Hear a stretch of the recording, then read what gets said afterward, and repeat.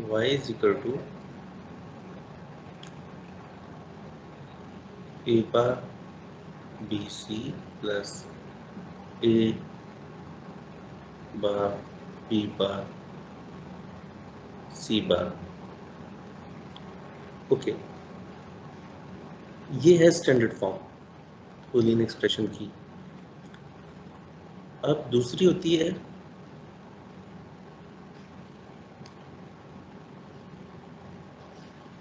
Canonical form. क्योंकि ये SOP है, सम ऑफ प्रोडक्ट है, तो कैनोनिकल फॉर्म ऑफ एसओपीज की होगी। मुझे बताएं कि ये कॉम्बिनेशन क्या है, ये किस कॉम्बिनेशन का मिन टर्म है? सर ये 100 सॉरी 011 011। और ये कॉम्बिनेशन किस 00 ये मिन टर्म किस कॉम्बिनेशन का है? 000 000। इसका मतलब ये है कि इस सिस्टम की आउटपुट 1 कब होगी? जब हम इनपुट पे 000 देंगे या 011 देंगे, इसका ये मतलब है। इसके अलावा जितनी भी इनपुट कॉम्बिनेशन होंगे उन तमाम पर इस सर्किट की आउटपुट 0 होगी। सिर्फ 2 इनपुट्स ऐसी हैं जहां इस सर्किट की आउटपुट 1 होगी। अगर इन इनपुट्स कॉम्बिनेशंस को मैं डेसिमल में रिप्रेजेंट करूं तो डेसिमल में ये बन रहा है 000 इज 0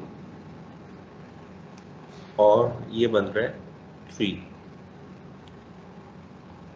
इसका मतलब है इस सर्किट की इनपुट पे अगर मैं नंबर 0 दूंगा या 3 दूंगा तो इस सर्किट की आउटपुट 1 होगी। तो मैं लिख सकता हूं कि 0 एंड 3, टर्म नंबर 0 और टर्म नंबर 3, यानी कि इनपुट कॉम्बिनेशन 0 एंड 3 और इन दोनों के दरमियान समेशन है, तो इसको हम रिप्रेजेंट करते हैं विद सिग्मा।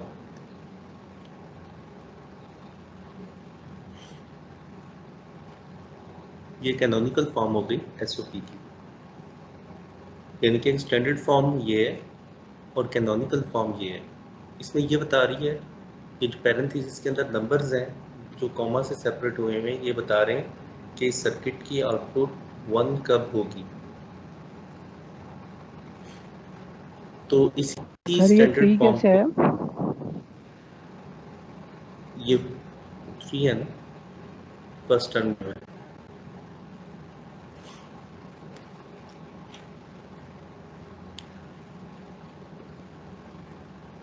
तो ये किसी भी बूलियन एक्सप्रेशन को हम कैनोनिकल फॉर्म में रिप्रेजेंट कर सकते हैं। इसी एक्सप्रेशन की जो कैनोनिकल फॉर्म फॉर पीओएस होगी वो क्या होगी?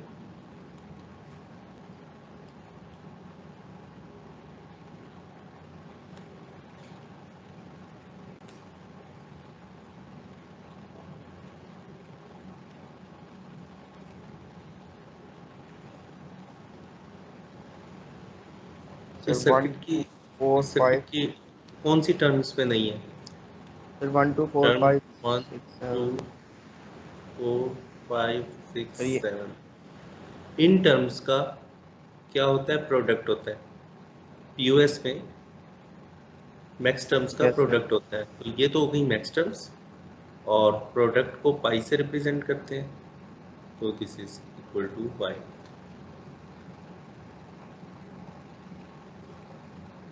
तो सम हो रही है ये वाली मिन टर्म 0 एंड 3, और प्रोडक्ट हो रही हैं ये मैक्स टर्म्स 1 2 4 5 6 7। अगर इससे आपने मैक्स स्टैंडर्ड फॉर्म लिखनी हो तो आप कैसे लिखेंगे? मैक्स टर्म 1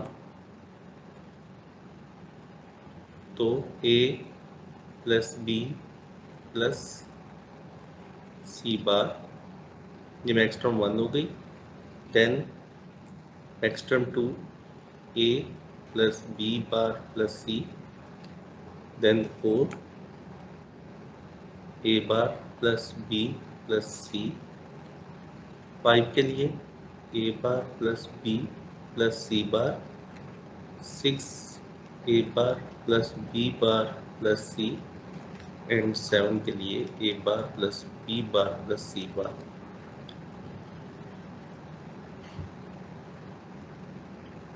तो आप कैनोनिकल फॉर्म से स्टैंडर्ड फॉर्म में और स्टैंडर्ड फॉर्म से कैनोनिकल फॉर्म में कन्वर्जन कर सकते हैं।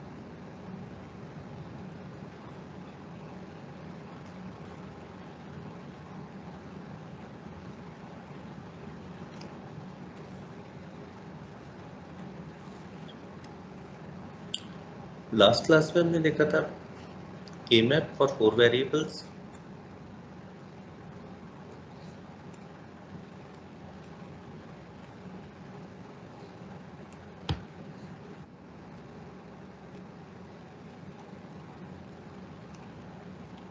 सही है, एक बार पिछली स्लाइड कर दें।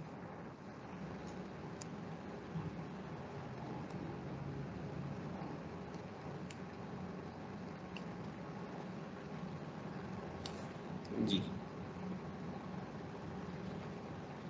Thank you sir. ओके तो ये Slides. पीओएस में जहाँ पे आपने ब्रैकेट में लिखा हुआ है ये 1 2 3 भी आएगा कि नहीं? 3 ये सेम सर्किट है तो ये 3 ओके तो ओके मिनटर में है ना। ओके ओके ओके इस एसओपी बताती है कि सर्किट की आउटपुट 1 कब है और पीओएस बताती है सर्किट की आउटपुट 0 कब है। ओके ओके गॉट तो ये अगर 1 में काउंट हो गई है वो तो वो मैक्स टर्म में तो काउंट नहीं होगी।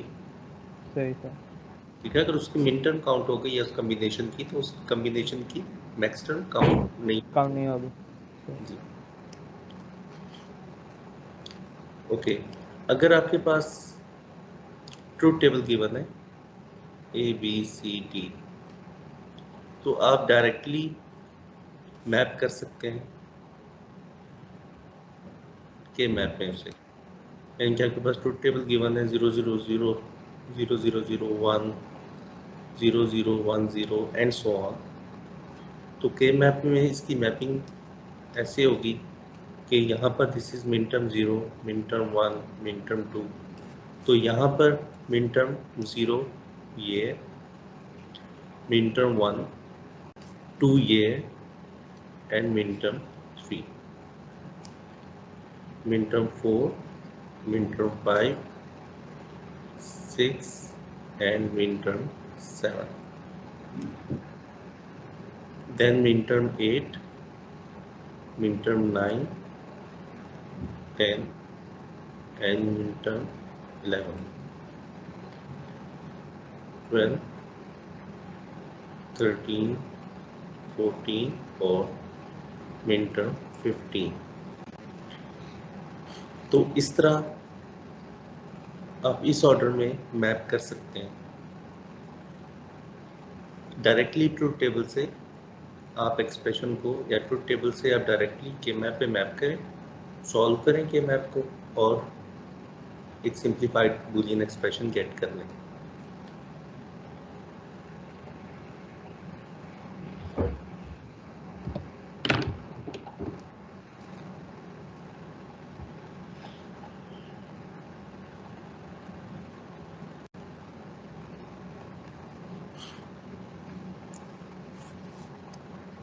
यहाँ तक कोई प्रॉब्लम?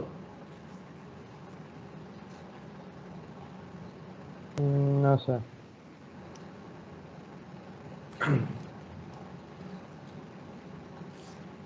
ओके, एक सिस्टम डिज़ाइन कर रहे हैं आप, टॉपिक हमारा के मैप ही है, तो ये आज की जो दो चीज़ें अभी हमने देखी हैं ये भी यूज़ होंगी। ओके, एक सर्किट है, उसकी 2 इनपुट्स हैं ए एंड बी और एक आउटपुट है दैट इज से वाई। ओके, ये जो इनपुट इसे मिलनी है ये एक सब सिस्टम है, इसे डायरेक्टली यूजर से इनपुट नहीं मिलनी बल्कि एक और सिस्टम से मिलनी है।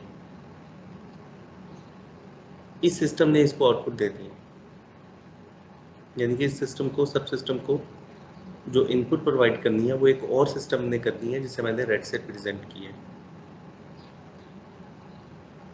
अब ये जो सिस्टम है ये आउट करेगा, इसकी जो पॉसिबल आउटपुट्स हो सकती हैं इस सिस्टम की, वो हो सकती हैं 0 0 0 1 1 0।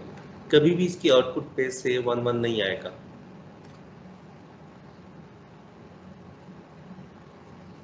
सर जी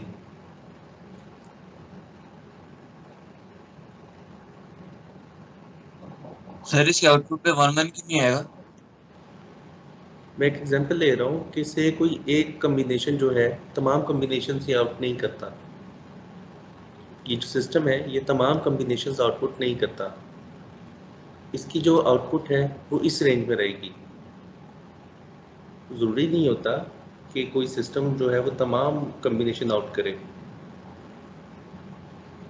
तो इस सिस्टम की आउटपुट से मैं कह रहा हूँ कि 0 हो सकती है, 1 हो सकती है, 2 हो सकती है। इसकी आउटपुट कभी 3 नहीं होगी। 3 उसकी रेंज में नहीं है, से कोई भी वजह हो सकती है। तो इसका मतलब ये है कि ये जो सिस्टम है इसका जब मैं ट्रुथ टेबल बनाऊंगा तो वो ट्रुथ टेबल ये होगा A, B and Y 0 0 0 1 1 0 and 1 1। इसको मैं कह देता हूँ system 1 and this is system 2। अब मैं ट्रुथ टेबल बना रहा हूँ सिस्टम 2 के लिए। सिस्टम 2 को जब इनपुट 0 0 मिले तो उसकी आउटपुट 1 आ जाए। 0 1 पर इसकी आउटपुट 0 रहे और 1 0 पर 1 हो जाए। लेकिन ये जो 1 1 कम्बिनेशन है ये तो कभी आएगा ही नहीं, क्योंकि इसको जो इनपुट है वो कोई ह्यूमन प्रोवाइड नहीं कर रहा बल्कि एक और सिस्टम प्रोवाइड कर रहा है, और हमें पता है कि उस सिस्टम की आउटपुट कभी 1 1 नहीं होगी।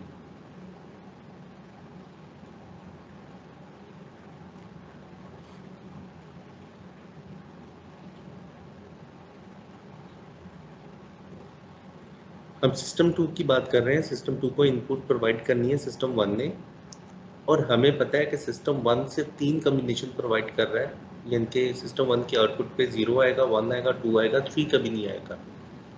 ये कोई भी सिस्टम हो सकता है, उसकी आउटपुट पे 3 कभी नहीं आएगा। इसका मतलब है कि सिस्टम 2 को कभी भी 1 1 कम्बिनेशन एज ए इनपुट कभी नहीं मिलेगा।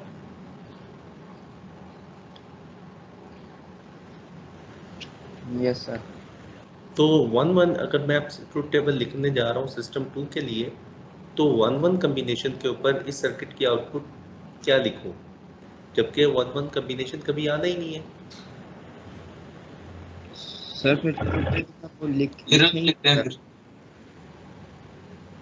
ट्रुथ टेबल तो कंप्लीट करना पड़ेगा। अगर मैं यहाँ पर 0 लिख देता हूँ तो कोई फर्क नहीं पड़ता, मैं 1 भी लिख दूंगा तो कोई फर्क नहीं पड़ेगा। लेकिन अगर मैं यहाँ पर x लिख दूँ, x मीन्स डोंट केयर।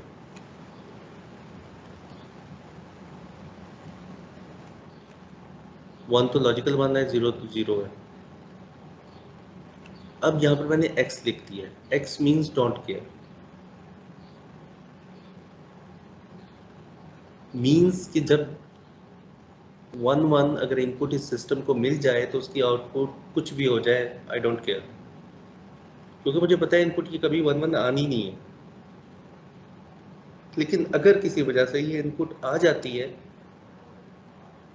तो I don't care what output is generated. तो इसलिए हमने x लगा दिया। इस x का फायदा क्या होगा, मैं 0 भी तो लगा सकता था। जब मुझे फर्क ही नहीं पड़ता कि आउटपुट 0 आए या 1 आए, तो फिर मैंने x क्यों लिखा। इसका फायदा ये है कि अगर के मैप में इसकी एक्सप्रेशन को सॉल्व करते हुए, के मैप को सॉल्व करते हुए, अगर x की वजह से ग्रुप बड़ा हो रहा होगा तो मैं इस 1x को इंक्लूड कर लूँगा। अगर मैं ये 0 लिख दूंगा तो फिर तो हमेशा 0 रहेगा, और 0 किसी ग्रुप का पार्ट नहीं होता के मैप में। मैंने x लिख दिया, इसका मतलब है कि के मैप में अगर कहीं पर x आ रहा है और उस वजह से x को शामिल करके मेरा ग्रुप बड़ा हो रहा है, तो मैं x को शामिल कर लूँगा।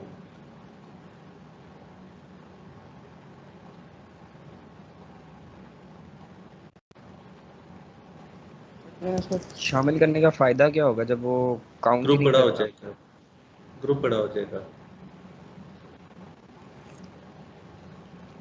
हमने क्यों ग्रुप बड़ा करना है? लास्ट लेक्चर में हमने देखा था कि के मैप को सॉल्व करते हुए हमारी कोशिश ये है कि जो भी ग्रुप बने वो मैक्सिमम एलिमेंट्स पर मुश्तमिल हो पॉसिबल, यानी कि ग्रुप का साइज बड़े से बड़ा होना चाहिए, नंबर ऑफ ग्रुप्स कम होने चाहिए। ग्रुप का साइज बड़ा होगा तो क्या होगा? ऑप्टिमाइजेशन होगी। ज़्यादा ऑप्टिमाइज होगा। तो एक्स अगर किसी ग्रुप को बड़ा करने में हेल्पफुल हो रहा है तो हम एक्स को ग्रुप में इंक्लूड कर लेंगे। अगर मैं इसकी जगह 0 लिख दूं तो 0 तो कभी किसी ग्रुप का पार्ट नहीं होता। Yes sir. ठीक है, तो हम इसका फायदा उठाएंगे कि मुझे पता है कि ये इनपुट कभी आनी नहीं नहीं आ है। रही वो। अगर ये कभी इनपुट नहीं आनी तो इसके ट्रुथ टेबल में इसकी आउटपुट कॉलम में एक्स लिख देंगे। इसका मतलब है कि अगर के मैप सॉल्व करते वक्त इस एक्स की वजह से, इस एक्स को इंक्लूड करने से अगर मेरा ग्रुप बड़ा होता हुआ तो हम उसको कर लेंगे। एग्जाम्पल देखते हैं कि अच्छा, इसको देखते हैं कि कैनोनिकल फॉर्म में इसको कैसे लिखते हैं। अगर डोंट केयर्स को रिप्रेजेंट करना हो, क्योंकि वो एसओपी और पीओएस की कैनोनिकल फॉर्म में तो नहीं आएगा, तो इसको ऐसे लिखते हैं डोंट केयर और आगे वो टर्म्स लिख देते हैं जैसे 1 1 पे 3 है। इसका मतलब है कि जो डोंट केयर्स हैं वो इस टर्म के ऊपर है। अगर मैं इसकी कैनोनिकल फॉर्म लिखूं तो y is equal to sum sigma 0 1 2 और डोंट केयर कहाँ पे? 3 पे। सर सिर्फ मिनटर्म नहीं लिखनी होती कैनोनिकल फॉर्म में? हाँ, तो मिन टर्म से लिखिए ना। तो डोंट केयर्स भी अगर आ रहे हैं तो आपको साथ डोंट केयर्स भी लिखने हैं कि कहाँ कहाँ पे डोंट केयर्स है।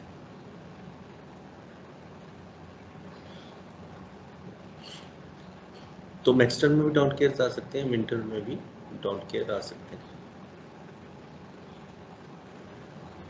मिनटर्म तो सिर्फ वो वाली नहीं लिखते जिधर आउटपुट 1 आ रहा हो, ये सारी हाँ, मिनटर्म लिखते हैं। तो सर 1 पे जहाँ तो पर आउटपुट 1 हो तो मैंने वही लिखी है जहाँ पर आउटपुट 1 है। ओके, ये ज़्यादा लिखती है 1 पे, 1 पे यस नहीं ये है। मैं कह रहा हूँ। ओके, ठीक है। तो 1 पे आउटपुट 0 है तो 1 नहीं लिखेगा और ये आगे।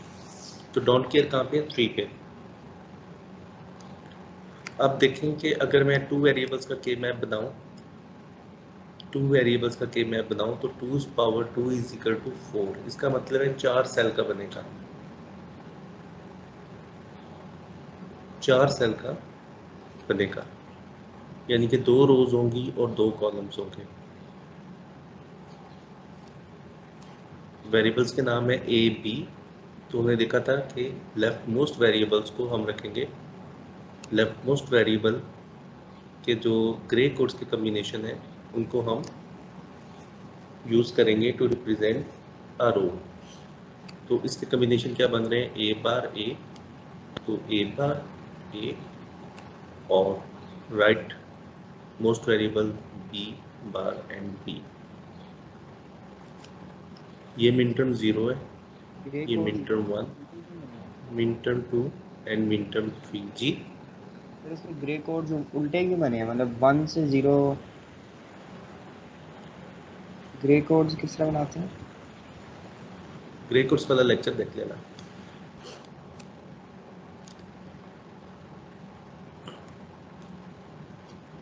ओके, अब इसको मैं सॉल्व करता हूँ। इसी ट्रुथ टेबल को मैं मैप करता हूँ। This is min term 0 1 2 3। तो 0 और 2 के ऊपर 1 है तो मिन टर्म 0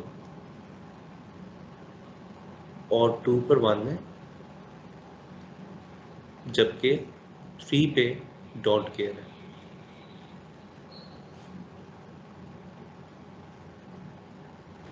यस सर। अब इसकी ग्रुपिंग करूँ तो कैसे होगी? इन दो वंस की, और साथ में x के साथ 1 की। नहीं x के साथ 1 की, x को सिर्फ आपने यूज करना है ग्रुप को बड़ा करने के लिए, एक नया ग्रुप बनाने के लिए x को यूज नहीं करना। देखिए हमारी कोशिश क्या होती है कि ग्रुप का साइज बड़े से बड़ा हो और नंबर ऑफ ग्रुप्स कम से कम हो। यस x को आपने कवर नहीं करना, इट्स नॉट 1। अगर मैं 1 लिख देता फिर तो मेरी मजबूरी थी, फिर तो मैंने इसे कवर करता ही करता था। 1 को जी तो सर। आपने किसी ग्रुप का पार्ट बनाना ही होता है, 1 अकेला नहीं रह सकता। इसीलिए तो मैंने यहाँ पर 1 नहीं लिखा। देखो मैं यहाँ क्या लिख सकता था, मेरे पास 3 ऑप्शंस थी। मैं यहाँ पर 1 लिख सकता था, 0 लिख सकता था। अगर मैं 0 लिख देता तो कभी भी ग्रुप का साइज बड़ा ना होता। 1 लिख लेता तो मुझे हर हालत में इस 1 को कवर करके, अगर ग्रुप का साइज नहीं भी बड़ा हो रहा तो तब भी मुझे इस 1 के लिए ग्रुप बनाना पड़ता, चाहे अकेले का ना, चाहे अकेले का ही क्यों ना बनता। तो मैंने x लिखा। x का मतलब है कि जरूरत पड़ने पर अगर मेरा ग्रुप बड़ा होता हुआ तो फिर मैं x को 1 कंसीडर कर लूंगा, अगर मेरा ग्रुप बड़ा ना होता हुआ तो फिर मैं इस x को 0 कंसीडर कर लूंगा। इसका ये मतलब है।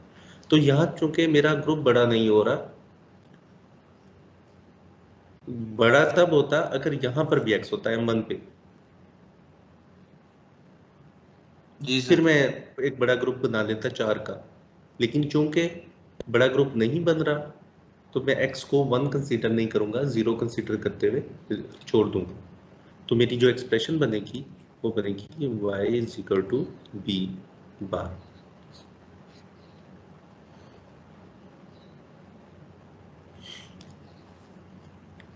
तो हमने x को सिर्फ तभी यूज करना है अगर हमारा ग्रुप बड़ा हो रहा हो, अदरवाइज हमने x को यूज नहीं करना।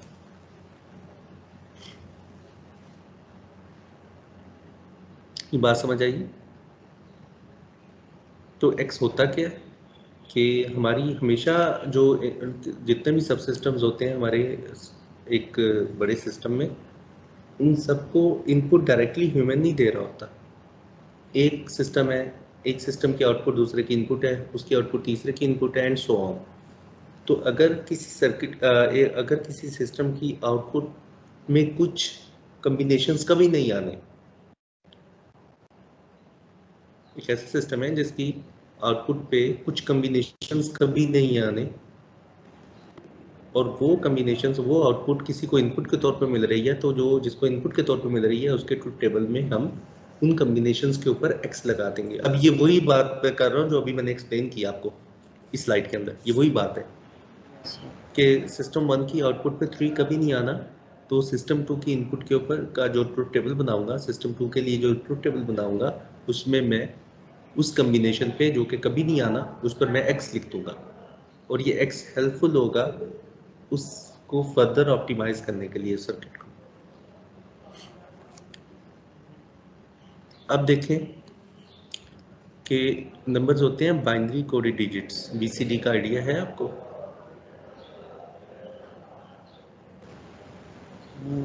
यस सर जैसे कोई नंबर लिखा है ना 12, तो इसका बाइनरी क्या बनता है? 1 1 0 0। लेकिन बीसीडी नंबर्स में हम हर डिजिट को, हर डेसिमल डिजिट को 4 बिट से रिप्रेजेंट करते हैं। यानी कि अगर बीसीडी नंबर्स होते तो मैं लिखता, इस 2 को रिप्रेजेंट करता विथ 0 0 1 0, और इस 1 को रिप्रेजेंट करता एज 0 0 0 1। हर डिजिट को रिप्रेजेंट किया जाता है 4 बिट नंबर से, और डिजिट होते हैं हमारे पास फ्रॉम 0 to 9। जबकि 4 बिट में कम्बिनेशन बनता है 2 पावर 4 इज इक्वल टू 16। लेकिन हम कितने कम्बिनेशन यूज कर रहे हैं? 0 to 9। तो 10 से 15 के जो कम्बिनेशन है वो तो यूज नहीं हो रहे। तो अगर मैं एक ऐसे सिस्टम है बीसीडी नंबर्स पे जो इनपुट लेता है, अगर मैं एक ऐसा सिस्टम डिजाइन करने जा रहा हूँ जो बीसीडी नंबर्स को इनपुट लेता है, तो उसकी इनपुट्स तो से 4 बिट की है, 4 इनपुट्स हैं, ABCD, लेकिन ABCD पे जो कॉम्बिनेशन मैं दे सकूंगा पॉसिबल वो 0 to 9 होंगे, यानी कि ये सिर्फ 0 से लेकर 9 तक के इनपुट कॉम्बिनेशन को एक्सेप्ट करता है, 10, 11, 12 एंड सो ऑन वो नहीं करता। तो इसका जब मैं ट्रुथ टेबल बनाऊंगा तो उसमें कॉम्बिनेशन 0 से लेकर 9 तक के लिए मैं अपनी आउटपुट्स लिखूंगा। 10 कभी इनपुट आनी नहीं है सिस्टम की, 10 से लेकर 15 तक ये इनपुट्स कभी भी नहीं आनी। तो इन इनपुट्स कॉम्बिनेशन के अगेंस्ट मैं x लिखूंगा। उस x लिखने का फायदा ये होगा कि अगर एक्सप्रेशन ऑप्टिमाइज होती हुई के मैप में तो हो जाएगी।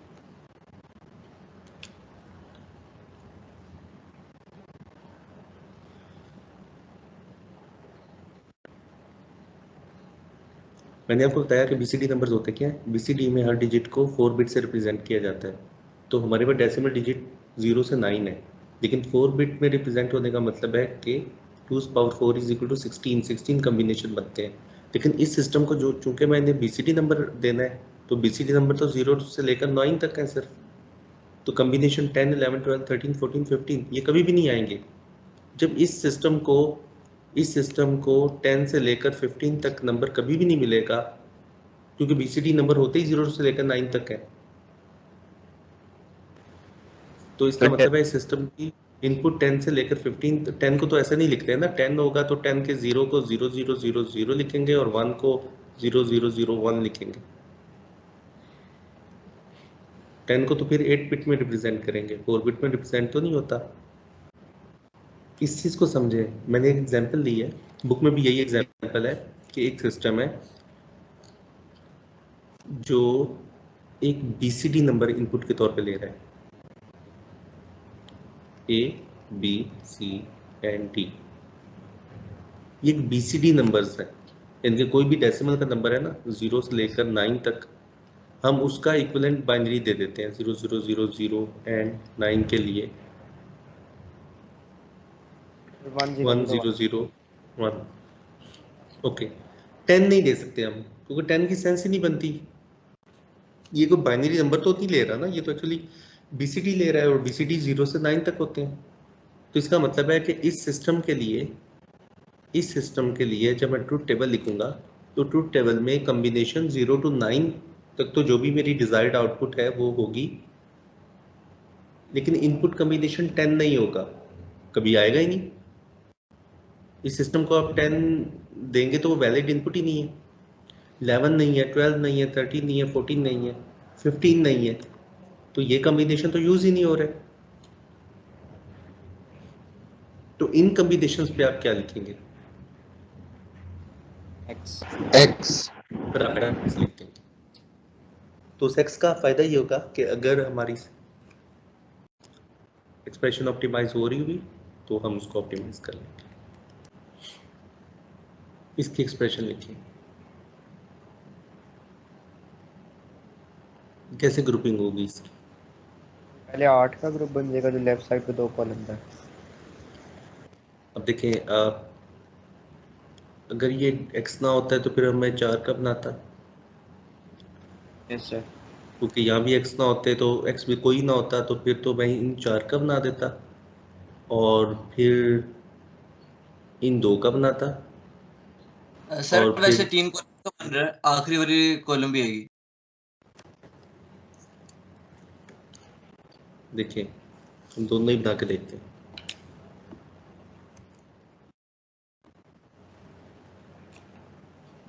ओके, डोंट केयर के बगैर कैसा बनेगा कि आप इन 4 का बनाएंगे और इन 2 का बनाएंगे और इसका और इसका बन जाएगा। तो यस सर। एक्सप्रेशन आएगी रेड के लिए क्या आएगी? C बार D बार, ब्लू के लिए आएगी A bar B bar C बार और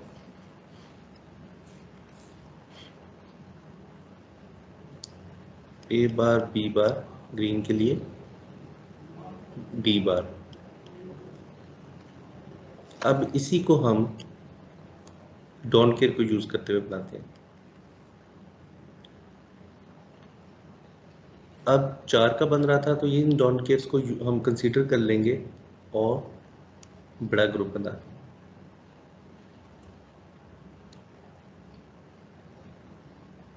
एक ग्रुप ये हो गया। एक राइट साइड वाला और सर कॉलम लास्ट कॉलम। अब देखिए एक ग्रुप ये हो गया, यस सर। 2 ग्रुप। तो y is equal to red वाले के लिए एक्सप्रेशन होगी सी थर्ड रो में बार। भी बन रहा है। थर्ड रो में किसके साथ बन रहा है?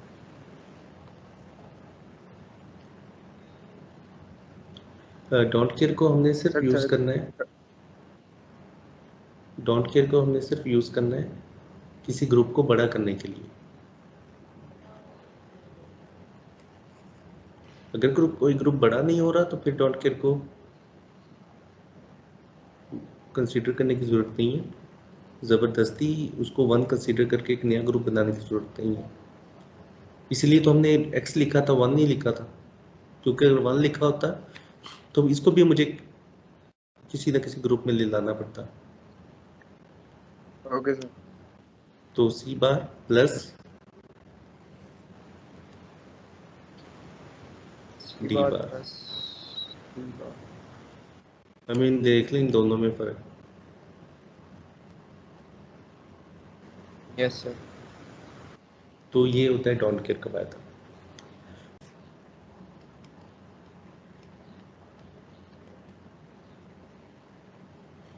ओके, अब 3 वेरिएबल में 3 वेरिएबल्स हैं, 2 power 3 is equal to 8। 8 cells का ग्रिड बनेगा। या तो आप ऐसे बना लें या आप ऐसे बना लें।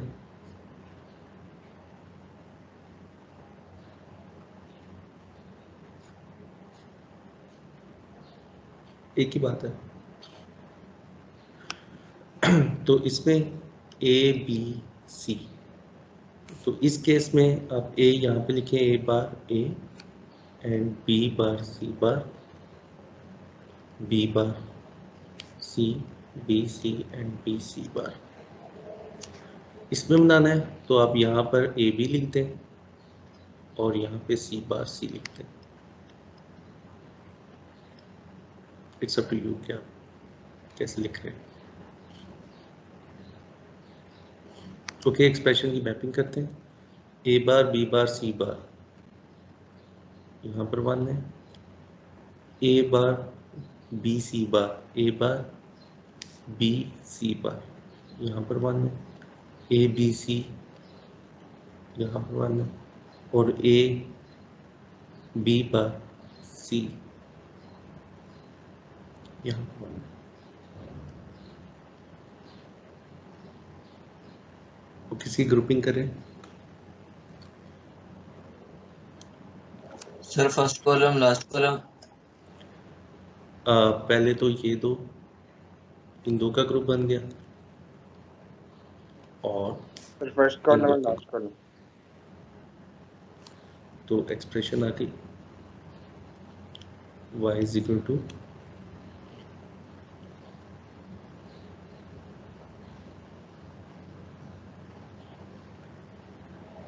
जी लिखवाएं। ब्लू के लिए A bar and C C bar. Bar plus red के लिए A and C. C.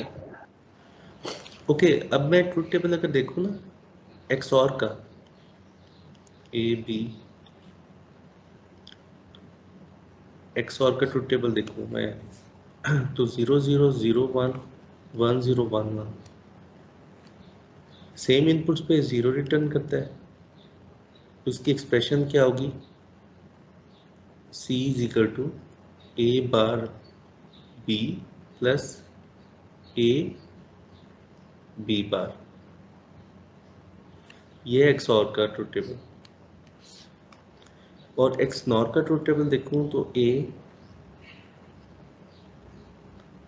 B and C 0 0 0 1 1 0 and 1 0 0 पर 1 और 1 1 पे 1, तो expression I C is equal to A bar B bar plus A B. Sir ये हमारा x nor gate बना। तो एक्स और को रिप्रेजेंट करते हैं ए इस तरह, ये प्लस के ऊपर एक सर्कल लगा देते हैं तो ये एक्स और से रिप्रेजेंट हो रहा है, और एक्स नॉर को आप इस तरह रिप्रेजेंट कर सकते हैं,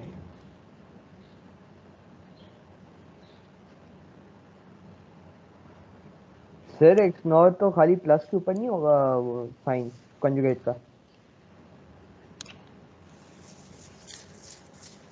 देखें पता क्या होता है,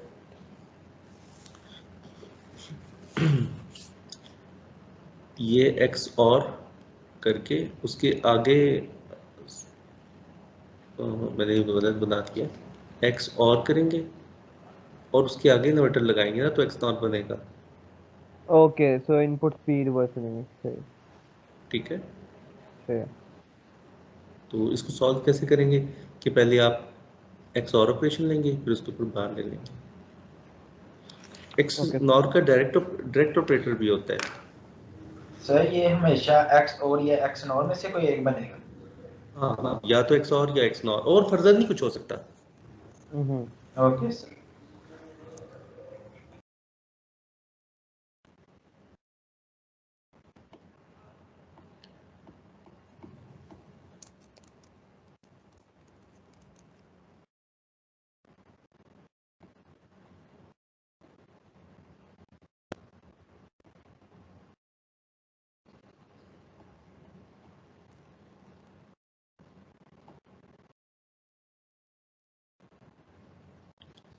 और एक्स नॉर को इस तरह भी रिप्रेजेंट किया जाता है, इसको ऐसे भी लिखा जाता है कि C is equal to A dot के ऊपर circle B, B XNOR है, तो इसको मैं लिख सकता हूँ ए सी। Yes sir. ठीक है, तो अब देखें अगर मेरे पास एक्स नॉर गेट पड़ा हुआ है तो मैं एक ही गेट से ये इक्वेशन इंप्लीमेंट कर लूंगा। यस सर, वरना वो इतनी बड़ी लॉजिक गेट सर इतना हाँ, वरना देखें आपको कितने गेट्स लगाने पड़ेंगे, पहले तो इन्वर्ट करना है 2 गेट्स, फिर एंड करना है 3 Yes, और 2 5 गेट्स okay. लगेंगे, Yes. तो वही काम एक्स नॉर एक ही गेट से हो जाएगा।